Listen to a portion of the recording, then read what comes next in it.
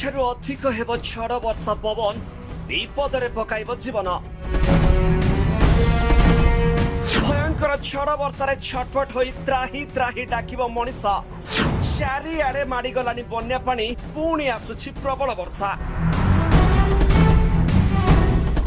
ଅନେକ ଜିଲ୍ଲାକୁ red alert ଜାରି, ଘରୁ ବାହାରିଲେ ମଲ। ବାତ୍ୟା ଠାରୁ ଅଧିକ ହେବ ଝଡ଼ ବର୍ଷା ପବନ ବିପଦରେ ପକାଇବ ଜୀବନ। ତେଣୁ ପାପୀ ମଣିଷ ଏବେ ସାବଧାନ ହୋଇଯାନ୍ତୁ। ଏମିତି ଝଡ଼ ବର୍ଷା ହେବ ଯେ ଜୀବନରେ ବଞ୍ଚି ରହିବା ଅସମ୍ଭାଳ ହୋଇଯିବ। ଏମିତି ପବନ ବହିବ ଯେ ଜନଜୀବନ ଅସ୍ତବ୍ୟସ୍ତ କରିଦେବ।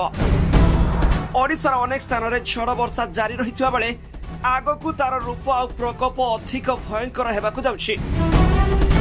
ତେବେ ବଙ୍ଗୋପସାଗରରେ ସୃଷ୍ଟି ହୋଇଥିବା ଗଭୀର ଅବପାତ କାଲି ପଶ୍ଚିମବଙ୍ଗର ଦୀଘା ନିକଟରେ ସ୍ଥଳଭାଗ ଛୁଇଁଛି। ଏହାର ପ୍ରଭାବରେ ଉତ୍ତର ଓଡ଼ିଶାରେ ହୋଇଛି ପ୍ରବଳରୁ ଅତି ପ୍ରବଳ ବର୍ଷା।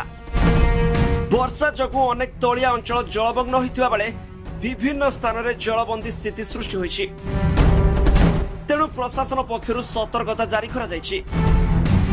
ତେବେ ଦିନେ ବର୍ଷା ହେବା ଫଳରେ ପରିସ୍ଥିତି ଏତେ ଗମ୍ଭୀର ହୋଇଯାଇଛି ଯେ କିନ୍ତୁ ଆଗକୁ ଆହୁରି 3 ଦିନ ଯାଏଁ ବର୍ଷା ସମ୍ଭାବନା ଥିବାରୁ ପରିସ୍ଥିତି ଅସମ୍ଭାଳ ହୋଇପାରେ ବୋଲି ଆଶଙ୍କା କରାଯାଉଛି। ତେବେ ପାଣିପାଗ ବିଭାଗର ସୂଚନା ଅନୁଯାୟୀ ଦୀଘା ନିକଟରେ ସ୍ଥଳଭାଗ ଛୁଇଁବା ପରେ ଗଭୀର ଅବପାତ କ୍ରମେ ଭିତର ଅଞ୍ଚଳକୁ ଗତି କରୁଛି।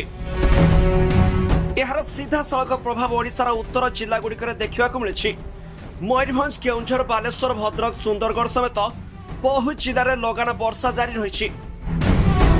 ଲଗାତାର ବର୍ଷା ଯୋଗୁଁ ସହର ଓ ଗ୍ରାମାଞ୍ଚଳରେ ଅନେକ ତଳିଆ ଅଞ୍ଚଳରେ ପାଣି ପଶି ସବୁ ଭସାଇ ନେଉଛି। ଘର, ରାସ୍ତା ଓ ବଜାର ଜଳମଗ୍ନ ହୋଇପଡ଼ିଛି। କେତେକ ସ୍ଥାନରେ ଯାତାୟତ ବ୍ୟାହତ ହୋଇଥିବା ବେଳେ ଲୋକମାନେ ଜଳବନ୍ଦୀ ଅବସ୍ଥାରେ ରହିଛନ୍ତି। ନଦୀ ଓ ନାଳଗୁଡ଼ିକର ଜଳସ୍ତର ମଧ୍ୟ ବଢ଼ିବାରେ ଲାଗିଛି। ତେଣୁ ପରିସ୍ଥିତିକୁ ଦୃଷ୍ଟିରେ ରଖି ଜିଲ୍ଲା ପ୍ରଶାସନ, ଅଗ୍ନିଶମ ବାହିନୀ ଏବଂ ଅଡ୍ରାଫ୍ ଟିମ୍କୁ ସଜାଗ ରଖାଯାଇଛି। ଲୋକମାନଙ୍କୁ ଅନାବଶ୍ୟକ ଭାବେ ଘରୁ ବାହାରକୁ ନ ଯିବାକୁ ପରାମର୍ଶ ଦିଆଯାଇଛି। ମତ୍ସ୍ୟଜୀବୀଙ୍କୁ ସମୁଦ୍ରକୁ ନ ଯିବା ପାଇଁ କଡ଼ା ସତର୍କ ସୂଚନା କରାଯାଇଛି। ପାଣିପାଗ ବିଭାଗର ପୂର୍ବାନୁମାନ ଅନୁଯାୟୀ ଆସନ୍ତା 24 ଘଣ୍ଟା ପର୍ଯ୍ୟନ୍ତ ଉତ୍ତର ଓଡ଼ିଶାର ଅନେକ ସ୍ଥାନରେ ପ୍ରବଳରୁ ଅତି ପ୍ରବଳ ବର୍ଷା ଜାରି ରହିପାରେ।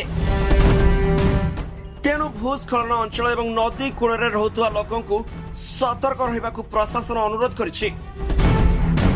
ଦୀଘା ନିକଟରେ ସ୍ଥଳଭାଗ ଛୁଇଁଥିବା ଏହି ଗଭୀର ଅବପାତର ପ୍ରଭାବ ଆଗାମୀ କିଛି ଦିନ ଯାଏଁ ଓଡ଼ିଶାରେ ଅନୁଭୂତ ହେବ। ପ୍ରବଳରୁ ଅତି ପ୍ରବଳ ବର୍ଷା ସହ ବଜ୍ରପାତ ହେବାର ଆଶଙ୍କା କରାଯାଉଛି। ତେବେ ବଜ୍ରପାତ ଘଟି ଅନେକ ସ୍ଥାନରେ ଲୋକଙ୍କ ଜୀବନ ଯାଉଛି ବୋଲି ଖବର ମିଳିଛି। ତେଣୁ ବଜ୍ରପାତ ସମୟରେ ଘରୁ ବାହାରକୁ ବାହାରିବା ପାଇଁ ବାରଣ କରାଯାଇଛି।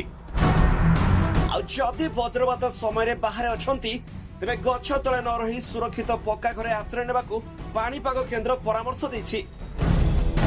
ତେଣୁ ପାଣିପାଗ ବିଭାଗର ସୂଚନା ଉପରେ ନଜର ରଖିବା ସହ ପ୍ରଶାସନର ପରାମର୍ଶ ମାନିବାକୁ ଅନୁରୋଧ କରିଛନ୍ତି। Bureau report, G7 Odia।